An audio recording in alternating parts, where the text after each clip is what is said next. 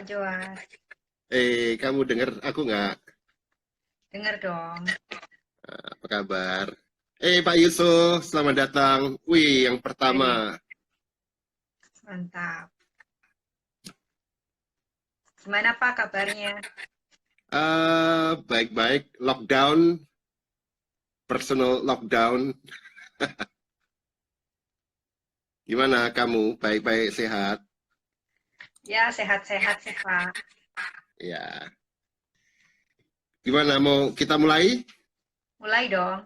Udah banyak yang Oke, join. kita menyapa teman-teman yang hadir ya. Iya, Selamat datang semua teman-teman. Apa kabar? Semoga baik-baik. Kami berdua berusaha untuk mengisi, wah ini gundulnya kelihatan nih. Ya, mengisi situasi yang murung ini dengan mencoba lebih produktif dan berkolaborasi. Dan malam ini kita mau bahas satu tokoh filsafat yang mungkin jarang ya, Jess, diketahui atau disukai orang karena apa ya, orang sekarang menjadi makin pesimis dan menjadi introvert ini seperti menjadi new normal ya. Dan karena itu mungkin Arthur Schopenhauer ini bisa memberi kita inspirasi, walaupun banyak orang ini filsuf yang nyebelin banget sih, orang kok nggak ada optimisnya begitu ya. Nah, tapi kita mencoba untuk melihat bahwa toh ada yang bisa dipelajari dari tokoh ini begitu. betul. Nah, apa namanya, Arthur Schopenhauer ini juga sepertinya pemikirannya resonate dengan pemikiran kita saat ini gitu. Dan mungkin juga orang yang dirudung oleh pesimisme dan bahkan persoalan mental health ini bisa belajar banyak dari filsuf ini gitu ya. Kita tentu nggak akan bahas banyak, dan saya sangat bergantung pada Jessica yang sangat punya passion pada filsafat. Jadi kita mulai dulu dengan Anda, oke? Iya Pak. Ya, Oke, jadi gimana kalau kita mulai dengan siapa sih orang ini yang mukanya murem dan selalu kayak mm, marah gini? iya. Arthur Schopenhauer. Kata teman saya itu Silakan, Jess. gaya rambutnya Schopenhauer itu mirip-mirip apa ya? Wolverine gitu ya. Zaman Gitu sekarang. ya. Nah, siapa sih sebenarnya Schopenhauer ini? Kenapa kok dia itu disebut Suaramu sebagai kurang keras deh, filsuf yang Jess. oh kurang keras. Ini udah Nah, kedengeran belum, Pak? dengar. Dengar ya. Jadi apa Schopenhauer ini siapa sebenarnya gitu ya? Dia selalu disebut sebagai filsuf yang pesimis, kemudian dia selalu menggambarkan hidup ini penuh penderitaan. Nah, tentu kita mesti tahu dulu ya, siapa dia, kehidupannya bagaimana, kok bisa dia itu memiliki pemikiran yang seperti itu. Nah, hmm. pertama-tama kita akan lihat dari latar belakangnya dulu. Schopenhauer itu dia lahir di tahun 1788 ya, dari keluarga bisnismen, jadi jelas dia bukan orang yang miskin-miskin banget gitu ya. Bapaknya pengusaha, dan bapaknya ini pengen supaya Schopenhauer ini mengikuti passion bapaknya ya, untuk menjadi seorang bisnismen juga. Tapi sayangnya Schopenhauer ini walaupun iya-iya aja, dia nggak pernah benar-benar memiliki passion untuk menjadi pengusaha. Nah, kemudian ketika ayahnya meninggal, Schopenhauer ini cukup terpukul karena dia sangat dekat ya dengan ayahnya. Dan akhirnya ketika dia sudah tinggal dengan ibunya, dia merasa ibunya dengan dia ini nggak terlalu cocok gitu. Nah, akhirnya Bentrok ya. Schopenhauer ini minggat dari rumah. Karena ibunya ini sebenarnya, ya menurut saya normal ya, karena ibunya nggak suka sama Schopenhauer yang selalu negatif thinking seperti itu. Nah, akhirnya si Schopenhauer ini minggat ya dari rumah. Nah, dia sempat kuliah di Universitas Göttingen. Pertamanya dia mengambilnya kedokteran. Tapi ketika dia jalanin, oh ternyata jurusan ini tuh nggak cocok sama hidup saya. Akhirnya dia malah pindah ke jurusan filsafat, dan dia mempelajari Plato dan Immanuel Kant. Nah, disitulah ya dia menjadi sangat tertarik dengan filsafat. Nah, Khususnya dia Immanuel sangat Kant suka ya sama, jadinya. ya, Khususnya Immanuel Kant ya. betul, khususnya Immanuel Ya, Kant. ya. Dia suka Immanuel Kant, tapi sayangnya dia benci sama Hegel ya. Dia bilang Oh, bahwa di antara dan saya sama Immanuel Kant, ya periode Kant dengan periode saya, Schopenhauer, itu tidak ada satu orang pun filsuf yang bisa seperti kami lah gitu. Istilahnya agak-agak padahal ada sombong. Hegel. Padahal Hegel itu pada saat itu adalah filsuf yang terkenal sekali ya di situ. Tapi dia Hmm, menganggap Hegel ini, ah siapa sih Hegel gitu. Saya nih yang ya, paling dekat ya, dengan ya. Immanuel Kant gitu ya. Nah, Hmm, hmm, hmm. kemudian ada beberapa pengalaman-pengalaman si Schopenhauer nih Pak yang membuat dia mungkin menjadi apa ya? Menjadi agak-agak pesimis begitu Pak. Mungkin Bapak mau cerita sedikit tuh mengenai yang dia ke Universitas Berlin itu Pak. Oh, maksudnya waktu itu memang terjadi apa ya? Epidemik juga ya kayak kita ya. Ada Ya, epidemik kolera di Berlin waktu itu dan ya. tapi bahkan sebelumnya dia dia mengikuti kontes essay apa sebuah kontes essay yang diselenggarakan oleh Royal Danish Academy ya. Mhm. Dan dia satu-satunya kontestan yang ikut ya. Iya. Dan ya itu membuat dia kecewa. Jadi banyak sekali kekecewaannya begitu. Udah dia Dia doang ke yang ikut terus nggak menang universitas, lagi Pak itu ya. iya, dia ke Universitas Berlin dan dia bikin kelasnya juga juga selalu menyaingi kelasnya Hegel kan. Iya, jadi Hegel kelas dia bikin sepi, kelas, kelas Hegel yang rame iya, gitu. Hegel rame, dia sepi begitu. Iya. Walaupun menarik sebenarnya dia diterima di Berlin juga atas rekomendasi Hegel. Jadi Ah, Hegel ini cukup apa berjiwa besar begitu ya. Tapi iya. kemudian kemudian dia juga akhirnya kabur, mungkin nggak tahan dengan kekecewaan itu, kabur ke Frankfurt, tapi juga karena ada pandemi kolera Hmm, di Berlin pada waktu itu, dan pandemi itu juga yang menewaskan Hegel ya, iya. dan dia Eh, akhirnya meninggal di Frankfurt gitu. menariknya dia sendiri menyebut dirinya sebagai Menschenverachter, Pak. Yang artinya pembenci Hmm, manusia ya. pembenci Misantropik sesama gitu. ya, ya, Membenci ya, ya. manusia.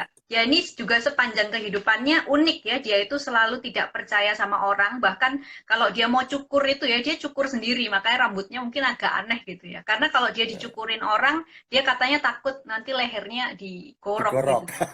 Jadi dia itu orangnya nggak percaya sama orang. Terus katanya dia Dia juga cuma pernah, percaya dua anjingnya kan? iya anjingnya pudel Pak, Ya. satunya namanya Ha, ha, Atman, ha, ha. satunya saya nggak tahu namanya siapa.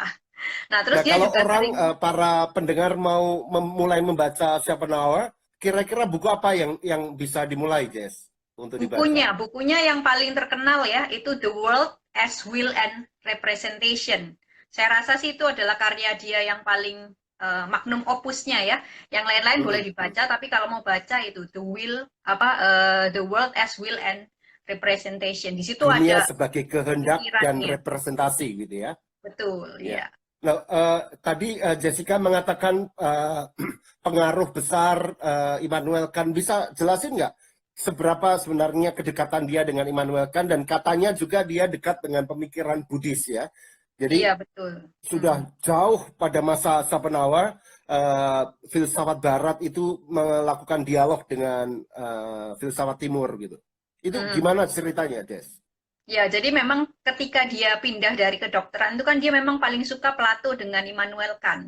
Nah, filsafat Immanuel Kant yang sangat mempengaruhi dia itu adalah khususnya di mana Kant ini berkata bahwa dunia itu terdiri atas fenomena sama nomena ya. Fenomena itu adalah hal-hal yang kita lihat sehari-hari, sedangkan Mhm, nomena itu adalah thing in itself atau bahasa Jermannya das Ding an sich gitu ya. Nah, menurut Kant mhm, itu yang kita lihat sehari-hari itu adalah dunia fenomena.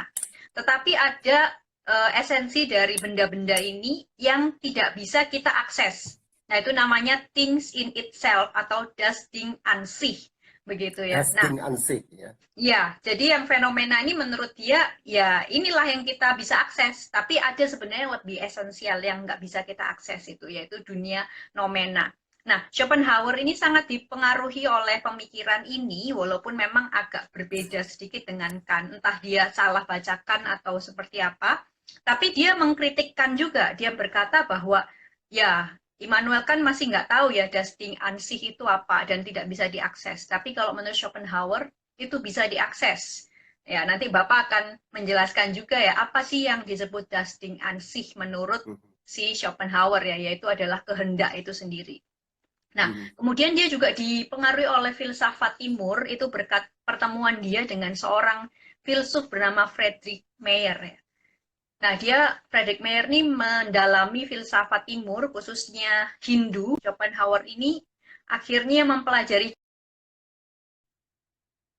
juga Hinduisme, khususnya dia membaca Upanishad ya, Upanishad, terus dia mengenal istilah Maya gitu. Nah, terus dia mencoba untuk menghubungkan dari pemikiran Kant sama pemikiran Timur bahwa sebenarnya dunia fenomena itu adalah dunia yang maya.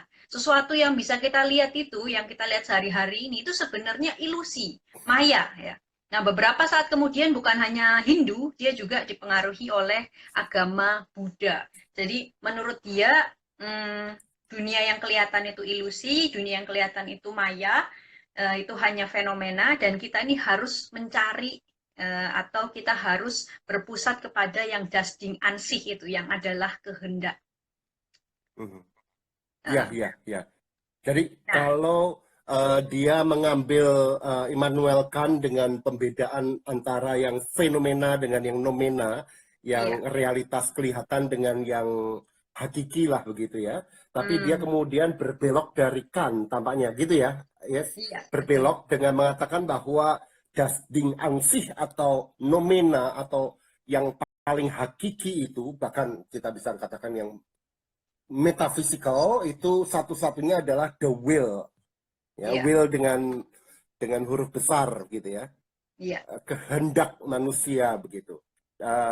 Dan dari situlah kemudian dia kemudian mengatakan bahwa karena kehendak itu ada pada subjek, maka sebenarnya yang fenomena itu, yang kelihatan itu adalah pantulan dari persepsi kita yang kita representasi. Ya, jadi satu kalimat yang terkenal dari Schopenhauer adalah the world is my representation. Jadi nggak ada realitas yang secara sungguh-sungguh objektif terlepas dari subjek.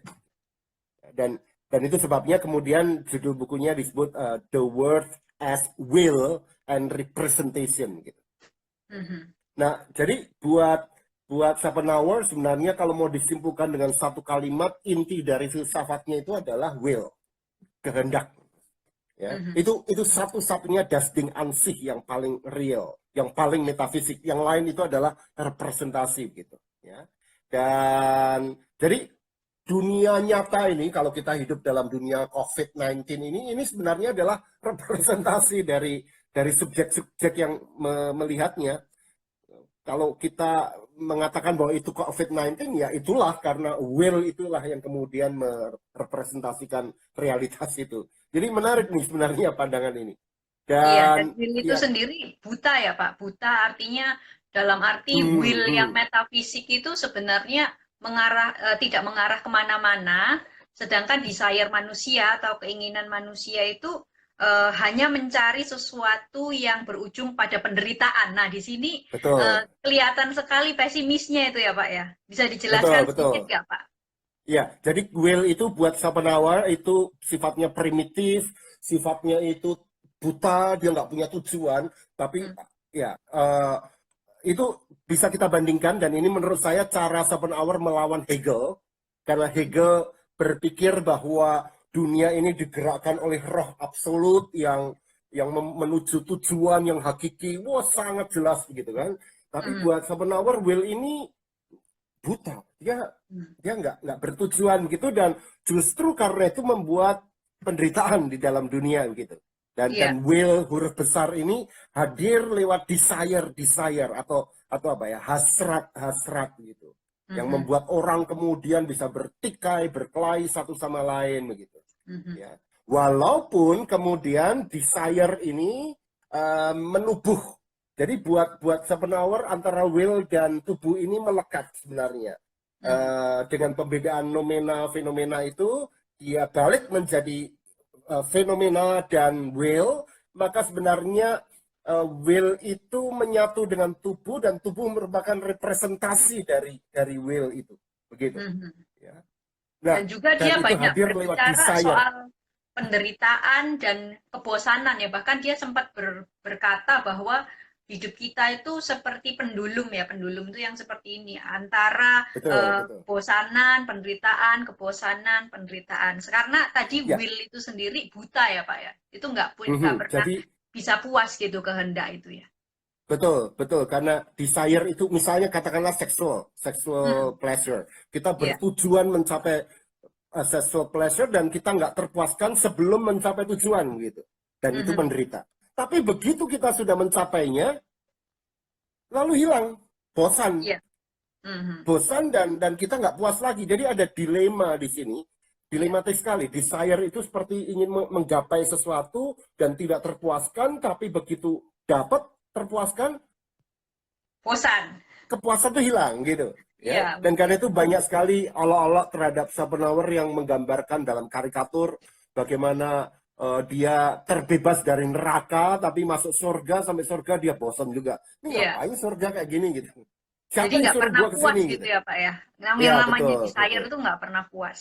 Mhm. Dan itu yang membuat kenapa dia seringkali dipandang sebagai seorang filsuf yang nggak terlalu peduli pada Allah yang metafisikal gitu ya. Nah, Iya. tapi uh, will yang liar, yang buta, yang bodoh dan primitif ini Mhm. bisa dikelola menurut Schopenhauer kan ya. Betul, Dan betul. kelola ini menurut Schopenhauer melalui hidup asketik, hidup yang Mhm. simplistik begitu. Mhm. Melalui dua cara. Bisa nggak kamu jelasin karena kamu selalu bicara soal bagaimana etika buat Mhm. Schopenhauer ini menjadi cara dia mengatasi will yang liar ini. Hmm. Jadi sedikit saya simpulkan apa sedikit ya Pak. Mungkin teman-teman soalnya Hmm. tadi kan kita penjelasannya sangat apa ini namanya ribet ya. Ini saya simpulkan secara singkat aja. Sebenarnya berarti pemikiran Schopenhauer itu adalah hidup ini sebenarnya adalah penderitaan. Kenapa hidup itu penderitaan? Karena dikontrol oleh suatu metafisik, sesuatu yang tidak bisa kita lihat, itu yang namanya kehendak, K-nya huruf besar. Nah, kehendak ini itu merajai ya, atau mengatasi semua kehendak-kehendak manusia atau hawa nafsu manusia sehari-hari gitu. Nah, keinginan dan hawa nafsu manusia sehari-hari ini itu nggak pernah akan bisa puas, justru akan membuat manusia itu semakin lama semakin menderita. Karena Hmm. Hmm. ketika itu terpuaskan, itu dia sebenarnya nggak bahagia. Setelah terpuaskan ya, deng, langsung dia tiba-tiba menjadi Bosan. bosan, terus ingin lagi sesuatu yang lain begitu. Nah, Hmm. jadi kira-kira seperti itu. Jadi hidup itu sebenarnya sia-sia aja begitu ya. Apapun itu, Betul, mau betul. usaha apapun, itu pasti ujung-ujungnya penderitaan. Mau mencari Hmm. Hmm. kebahagiaan, nggak akan ada yang namanya kata kebahagiaan. Pasti itu Hmm. Hmm. berhenti, bahagia paling dia cuma dikit. Terus habis itu nanti menderita lagi. Nah, Ini kayaknya menurut kayak Schopenhauer, kayak ya, pengkhotbah begitu ya. Kalau di tapi Alkitab. lebih pesimis kayaknya Pak ya. Karena Lebih kalau pesimis pengkhotbah ya. masih ada Tuhan lah ya, seenggaknya gitu ya. Ya, ya, ya. Nah, menurut Schopenhauer terus gimana ini kita hidup ini buat apa sebenarnya gitu ya? Yang menurut Schopenhauer ya udahlah kita terima aja realitas ini bahwa kita ini emang hidup itu ya untuk menderita. Tetapi bukannya kita nggak bisa berbuat apa-apa sih gitu ya. Nah, itu tadi yang Bapak bilang sebagai hidup itu harus asketis gitu ya. Asketis. Nah, di sini saya akan membahas etikanya dulu ya dari Schopenhauer. Jadi, menurut Schopenhauer itu manusia itu nggak ada lebih baiknya dari hewan. Hewan itu apa sih hidupnya? Cuma dua kan, makan, habis itu nge-seks atau prokreasi gitu ya. Nah, Hmm. Hmm. keinginan manusia, kata Schopenhauer itu kalau udah dikuasai oleh hawa nafsu, ya udah inginnya tuh dua itu doang, makan, nge-seks, makan, nge-seks, ya udah gitu-gitu aja gitu ya. Tapi bagaimana caranya supaya manusia ini menunjukkan bahwa dia itu enggak atau lebih dari binatang, dia itu harus melawan keinginannya atau melawan kehendak tadi ya, kehendak atau hawa nafsunya itu. Ketika dia melawan hawa nafsunya itu, melawan dominasi kehendak K besar di dalam hidupnya, Hmm. Hmm. hidup asketis, maka dia akan memiliki sesuatu yang binatang tidak memiliki, yaitu apa? Sense of universal humanity. Artinya dia melihat orang lain ya itu sebagai kemanusiaan yang universal. Nah, Hmm. ketik itu hanya bisa didapatkan kalau manusia sudah melawan keinginan-keinginannya. Ketika manusia melawan keinginannya, kemudian dia melihat orang lain, dia akan melihat orang lain itu sama seperti dia, sama-sama memiliki penderitaan yang sama.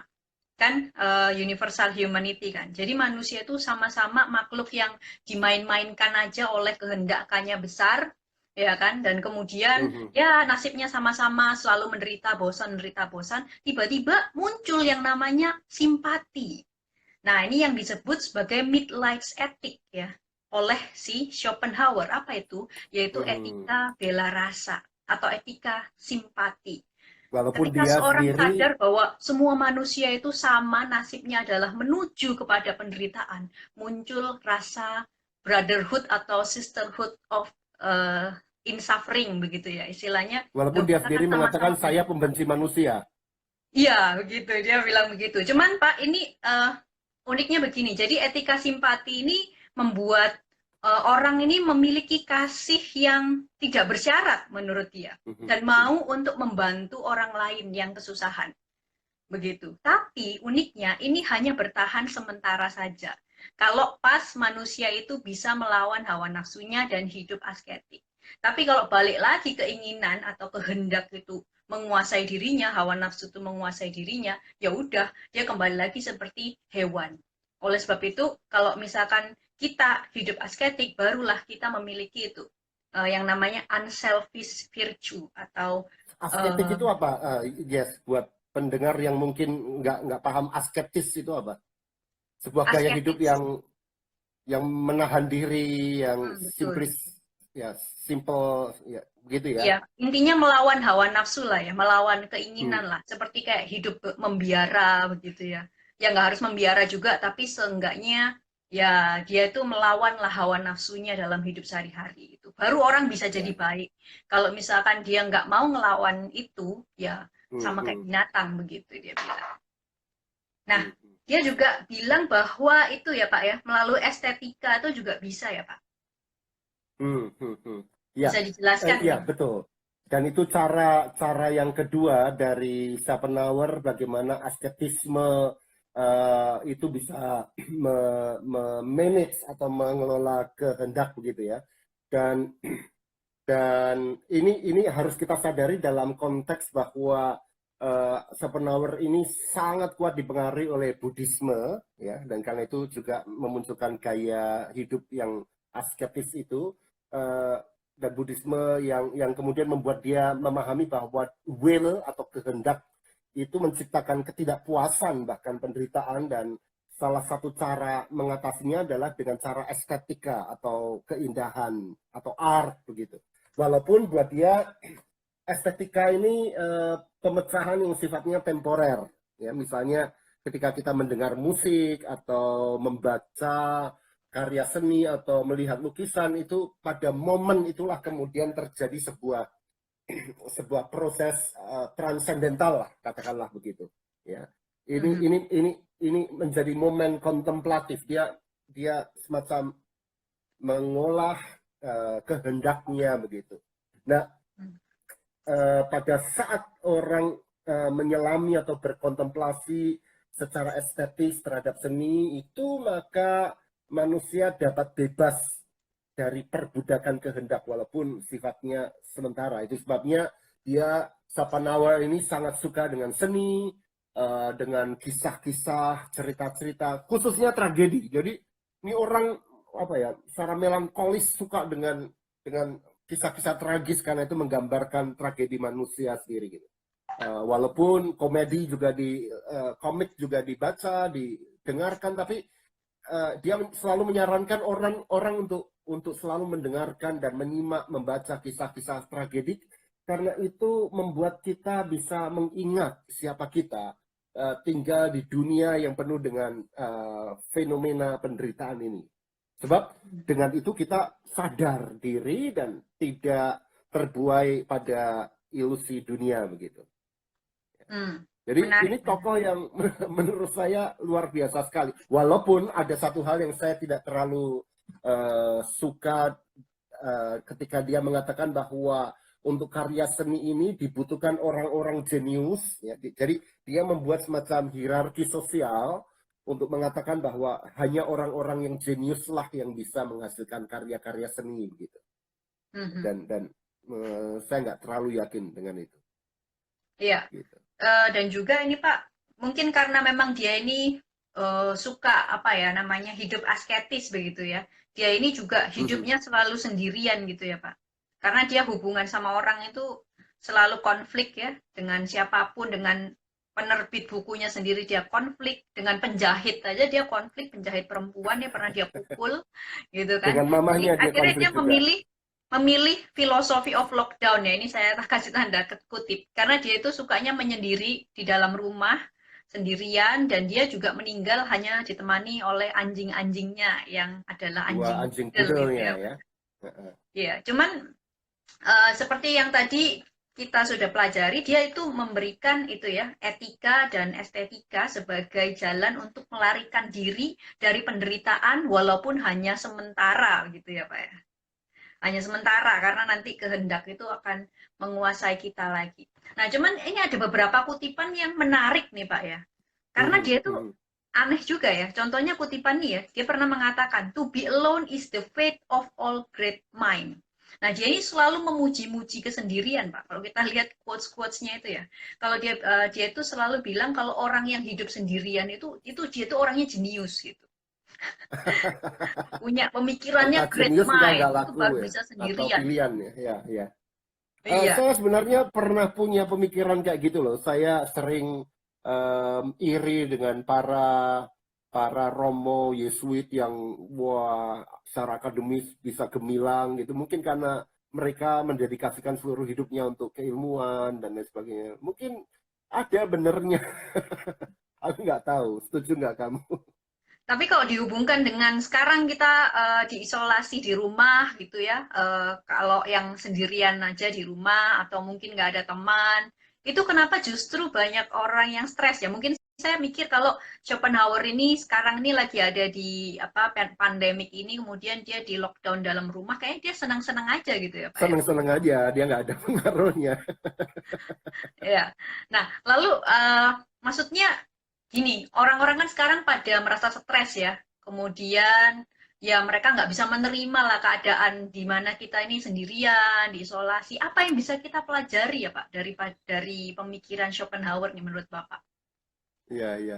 Tapi sebelumnya, Jess, ini ada beberapa pertanyaan menarik nih. Mau kita jawab dulu atau gimana? Boleh, boleh, boleh. Aku tadi lihat di sini, iya ada Joy Art yang bertanya begini. Ini menarik nih. Apakah Hmm, ada pengaruh Stoicism terhadap Schopenhauer begitu?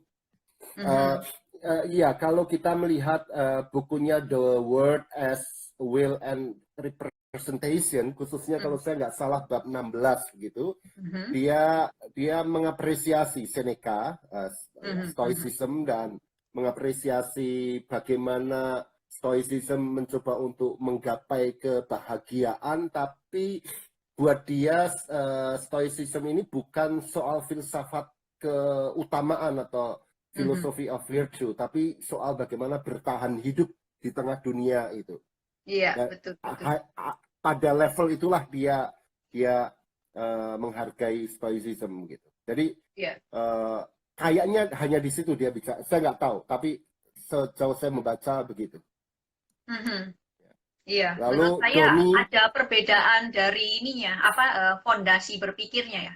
Kalau Stoa itu hmm, lebih kepada gimana kita istilahnya menyesuaikan diri dengan hidup. Tapi kan dia cenderung orang apa, maksudnya pengikut Stoa ini nggak sepesimis si Schopenhauer ya, nggak betul, sepesimis betul. itu sih dia.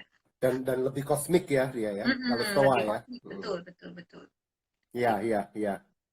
Lalu Setahu ada saya dia Plato dan Kant sih yang paling mempengaruhi dan juga Doni. Buddhisme sih. Hmm. Doni ini tanya apakah Arthur Schopenhauer punya pengalaman personal dengan dunia seni dan itu yang kita tadi udah jawab ya. Mhm. Cuman mungkin ditambahin sedikit, dia tuh paling suka musik, Pak. Oh, oh. Musik ya. Jadi dia Dan melarikan diri dari kehendak K besar itu dengan cara dia mendengarkan musik ya.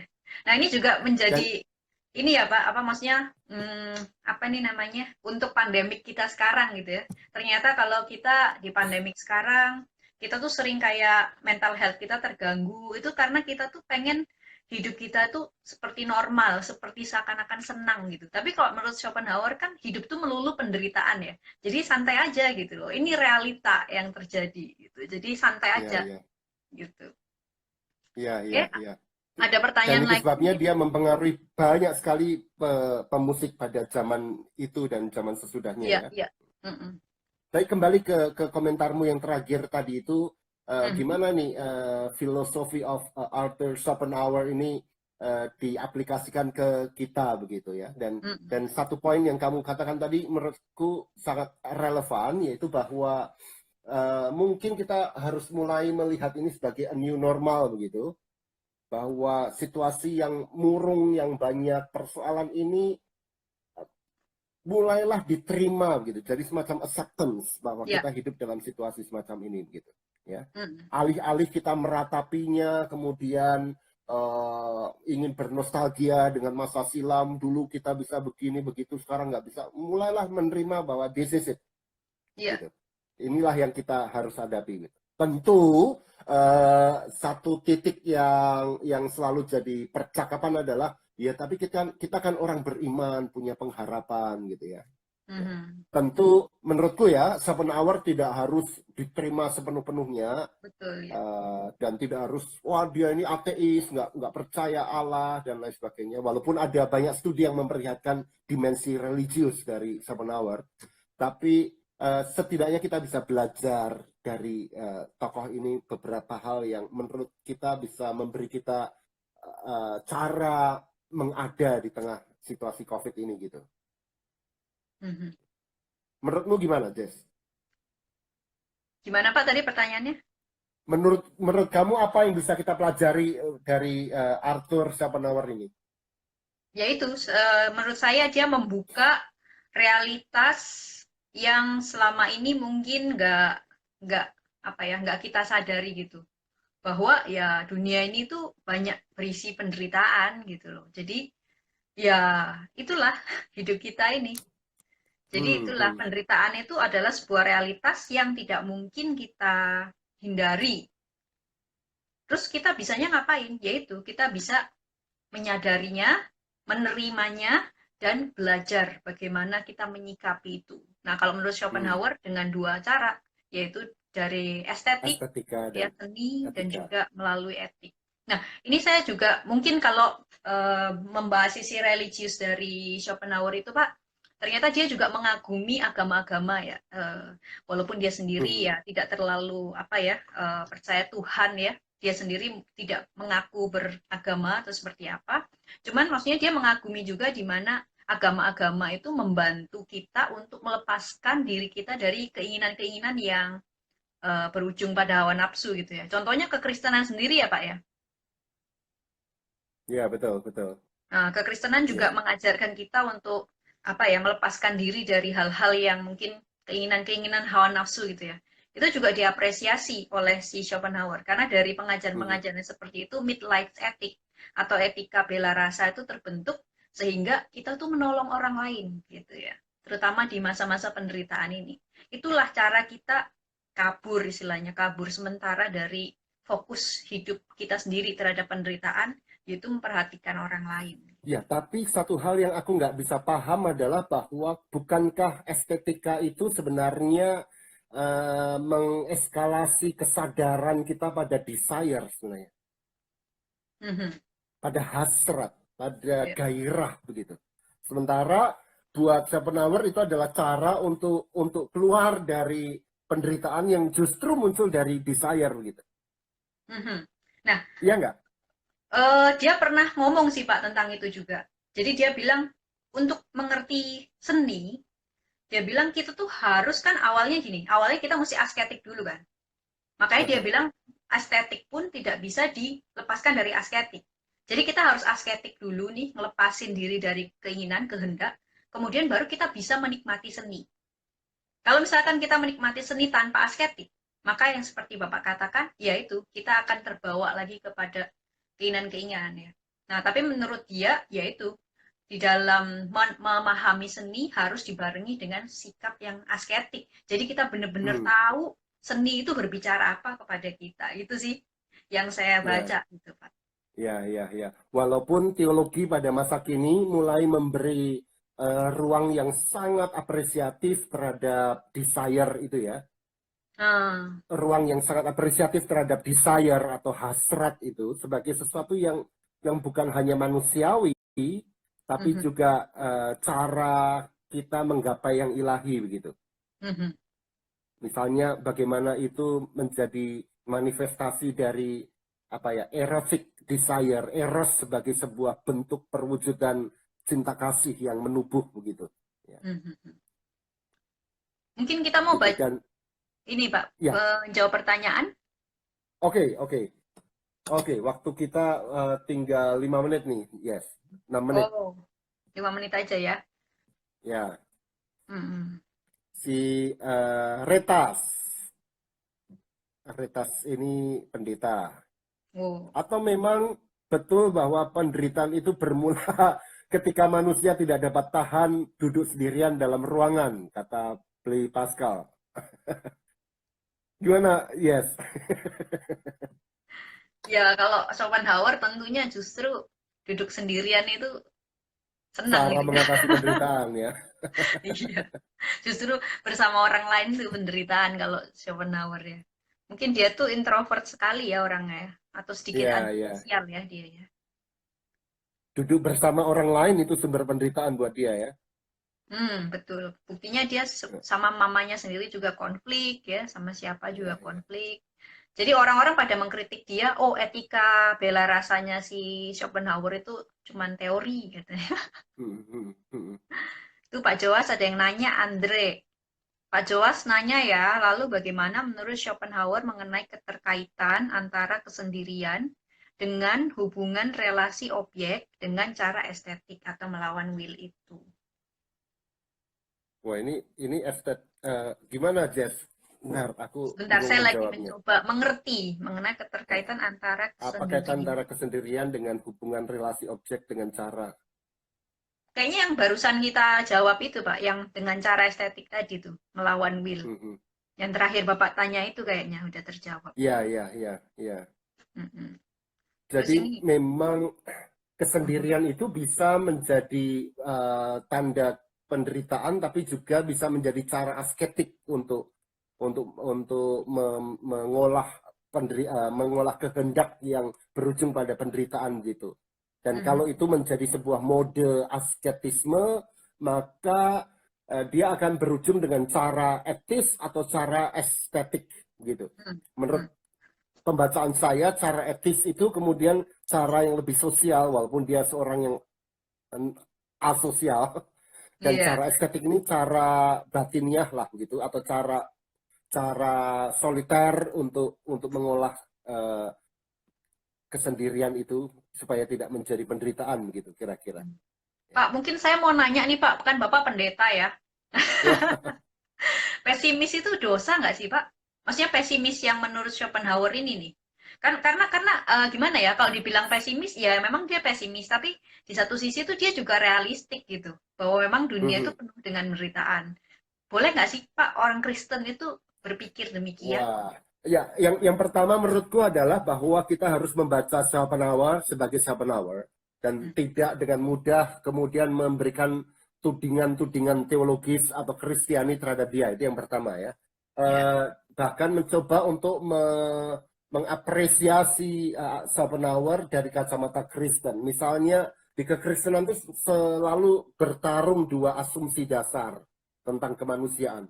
Asumsi dasar yang pertama itu sangat positif dan itu memunculkan optimisme bahwa manusia diciptakan baik, diciptakan luhur, bisa mencintai dan lain sebagainya. Asumsi dasar yang kedua ini manusia ini sepenuhnya ini buruk, berdosa dan itu bisa memunculkan pesimisme. Cuman Hmm, pesimisme ini dijawab oleh optimisme anugerah. Jadi pada titik itu, ini saya bicara yang lebih standar ya, hmm, bukan beberapa teologi yang spesifik, tapi secara standar pesimisme yang muncul karena dosa itu kemudian diberi remedi atau obat dengan anugerah begitu. Tapi itu juga mengundang manusia untuk mengakui apa kemurungan kemanusiaan itu begitu.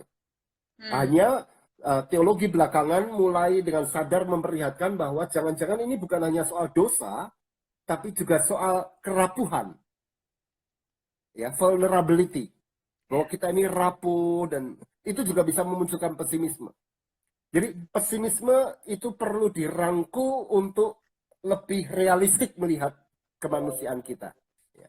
Tapi dan itu yang membuat saya punya kesulitan dengan Schopenhauer, karena menurut saya Schopenhauer juga dipengaruhi oleh apa namanya ya, karakter dia, dan karakter saya lebih optimis sejak dulu gitu.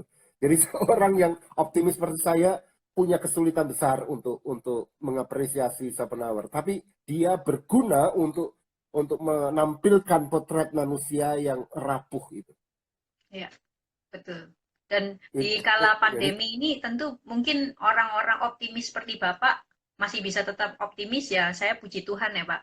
Cuman ada juga orang-orang yang tadinya optimis bisa menjadi pesimis begitu ya, apalagi yang udah pesimis seperti saya ya, sekarang semakin pesimis gitu ya. Nah, tetapi cara kita mengatasinya menurut saya dengan cara membaca Schopenhauer itu jadi lebih apa ya? Kalau saya nih ya, saya pribadi itu lebih kayak terbuka mata bahwa ya udah diterima gitu. Nah, jadi pesimisnya Schopenhauer tuh saya nggak merasa bahwa itu membawa saya kepada apa ya, depresi ataupun apa ya, ingin bunuh diri atau seperti apa, enggak, tapi lebih kepada ini adalah realitas yang apa ada di depan kita gitu, bahwa dunia ini penuh penderitaan, dan saya rasa memang sedikit banyak ya, seperti yang Bapak tadi sudah jelaskan dari teologi Kristen juga, kita tidak memungkiri vulnerability kita atau kerapuhan kita begitu. Ya, dan mungkin juga dia sangat aware dengan persoalan mental health, karena ayahnya sendiri kan sebenarnya meninggal karena bunuh diri ya. Tapi Schopenhauer itu apa namanya, dia sangat sadar dengan kesehatan fisik dan mentalnya, dan karena itu dia berjuang untuk hidup begitu.